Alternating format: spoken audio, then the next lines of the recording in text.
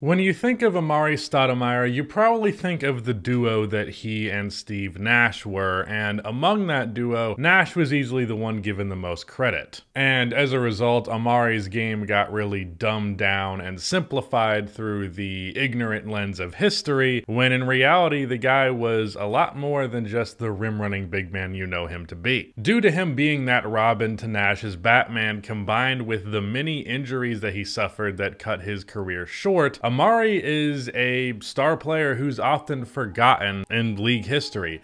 So, in continuation with the Forgotten Prime series, let's take a look at Amar'e Stoudemire.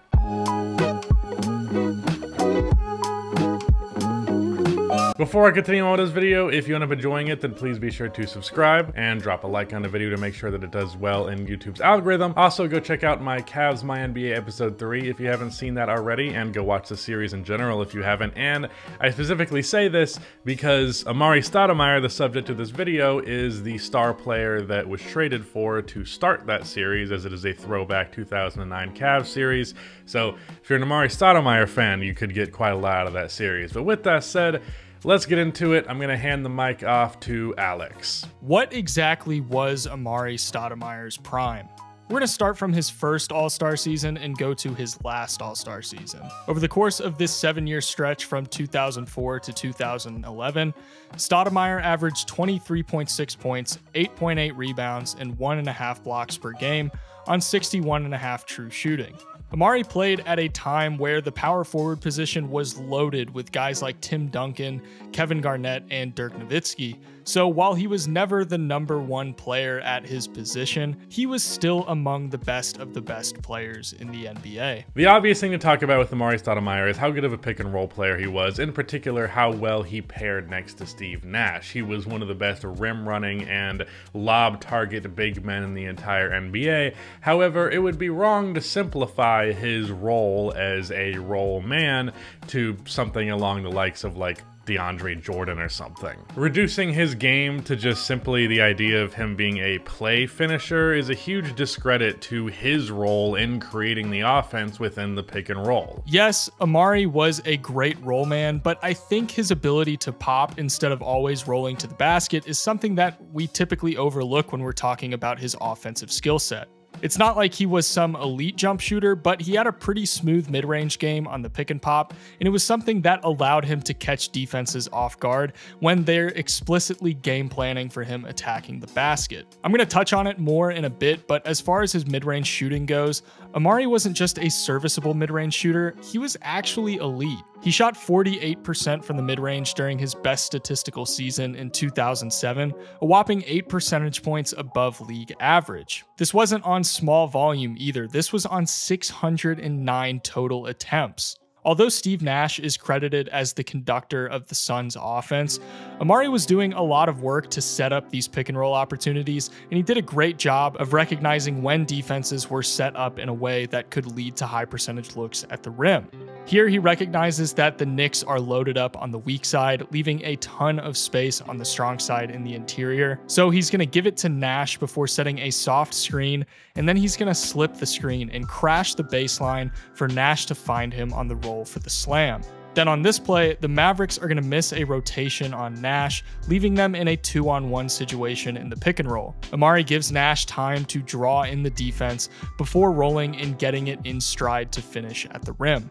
Of all the guys in the NBA to run more than 100 pick and rolls that season, Amar'e averaged the second most points per possession with 1.38, and this was in 288 total possessions, the most in the entire league that season. Alex touched a bit on Amar'e's mid-range ability, but really the guy is just underrated as a spot-up and catch-and-shoot guy, period. While he was not some all-time great shooter, he was a very genuine threat as soon as he was inside the three-point line. Not just short mid-range jumpers, but long ones at that. And given the Suns' really modern approach to offense back in the day, his jumper actually got a fair amount of use within that offense. We're so used to stretching the floor, meaning being able to hit three-pointers, and it's a little bit more complicated than that. Stretching the floor really applies to all areas outside of the paint, and even having a reliable mid-range game can open that up. It doesn't just need to be about three-point shooting.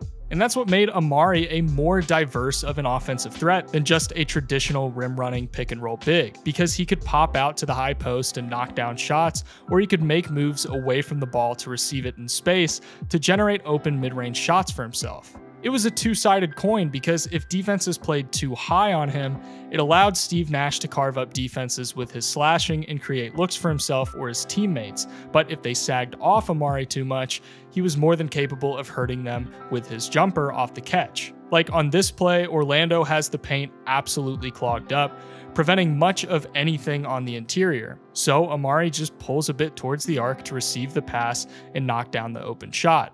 Usually, big men from this era have some of the more unpleasing jump shots to look at, but that wasn't the case for Amar'e Stoudemire. Fundamentally speaking, he had a relatively solid jumper and a quick release that didn't allow the defense much time to close out on him. It would be fair to look at Mike D'Antoni's 7 seconds or less philosophy and the high pace, high passing, high volume of jump shot offense and immediately assume that post-ups would be the devil in that kind of system. But that did not stop Amar'e from leveraging his post ability. He was just simply too big of a body, too strong, and too skilled on the interior not to post up occasionally. He was one of the best post scorers in the league during the 2007 season, averaging 1.02 points per possession, the third most of all 49 players that posted up more than 150 times during that season, behind only Chris Bosh and Paul Pierce. We're going to see that mid-range ability and shooting touch pop up again and again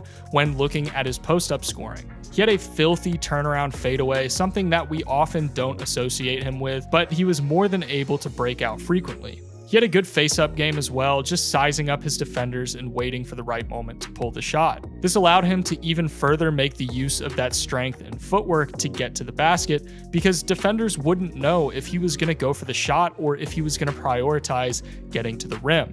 One of the more underrated skills of his that his post-up game unlocked was his free throw shooting ability. Amar'e attempted 8.7 free throws a night and shot with an 81% clip from the line. For an era where big men that could hit free throws at a high level came at a premium, there really weren't many guys that were able to do it better than Amar'e. When it comes to Amar'e Stoudemire's defense, it's definitely a bit of a mixed bag in terms of public opinion as well as really just what he brought to the table on that end. Coming to a concrete conclusion on where he truly was as a defender is not easy because he spent a lot of his career as a smaller five in an era that was really dictated by big man play. But for a team that really prioritized offense, there were some things noteworthy with Amar'e on the defensive end of the floor. It's worth pointing out that at his peak in 2007, he averaged 2.1 blocks per game. Was he an elite rim protector? No, but he had an eye for blocking shots and was a surprisingly decent weak side help defender. I think there's something to be said for how much ground he covered on the defensive end. He was really good at hedging screens and recovering as a 6'10 big man,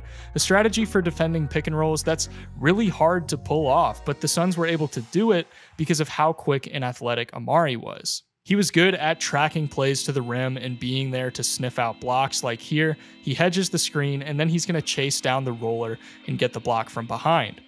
Again, here they initiate the screen and Amar'e is going to come up from the weak side to hedge it and then recover to the paint and ultimately help force the turnover. For all of his defensive issues, he was at the very least a great rebounder, both on the offensive and defensive end, which has to count for something. For a lot of his career, he was labeled a bad defender. It doesn't help that the Suns never finished with higher than the 13th best defensive rating while he was in Phoenix. The funny thing though is that I see a lot of the traits that teams look for on defense from modern power forwards in Amar'e Stoudemire's game. He's a really unique player, and in a lot of ways, he was far ahead of his time in how he was used as a smaller center for a large chunk of his career. He falls victim to having his success attributed to playing alongside Steve Nash and in the Mike D'Antoni system, but hopefully now you can see just how great he truly was in his prime. If you guys ended up enjoying this video, then please be sure to do me a favor and drop a like to make sure that this series can continue. Also, Tell me what player you would like to see in the series going forward. There's plenty of guys who could fit the criteria of this series, so let me know down in the comment section below. Shout out to Alex for being a huge part of this video. His channel's in the description. If you enjoyed this content, you're gonna enjoy his stuff. And yeah, that is it. Goodbye.